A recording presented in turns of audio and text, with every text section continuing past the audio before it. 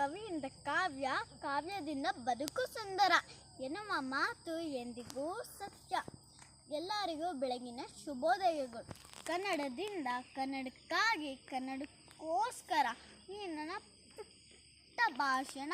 ನನ್ನ ಹೆಸರು ಆಸ್ತಿ, 1ನೇ ತರಗತಿಯ ವಿದ್ಯಾರ್ಥಿನಿ.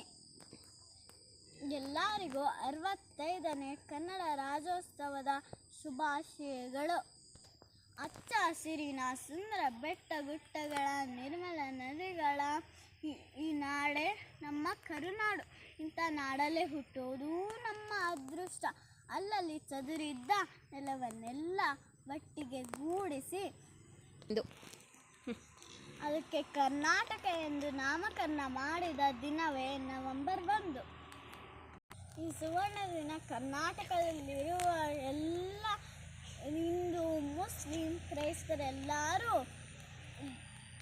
ಧರ್ಮ ಭೇದವಿಲ್ಲದೆ ಕನ್ನಡ ಧ್ವಜ ಹಾರಿಸಿ ಗಗನದೆತ್ತರಕ್ಕೆ ಸಾರುತ್ತೇವೆ.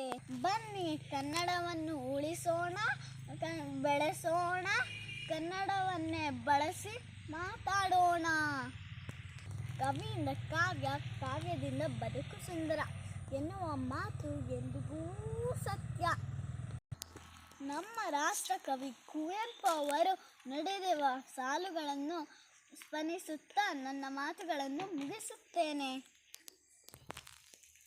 ಎಲ್ಲಾದರೀರು ಎಂತಾದರೀರು ಎಂದೆಂದಿಗೂ ನೀ ಕನ್ನಡವಾಗಿ, ಕನ್ನಡವೇ ಸತ್ಯ, ಕನ್ನಡವೇ ನಿತ್ಯ.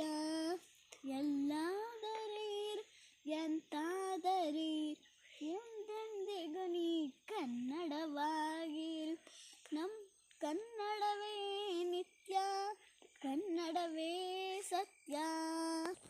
ಜೈ ಹಿಂದ್, ಜೈ ಕರ್ನಾಟಕ, ಜೈ ಕನ್ನಡ. ಎಲ್ಲರಿಗೂ ಧನ್ಯವಾದಗಳು.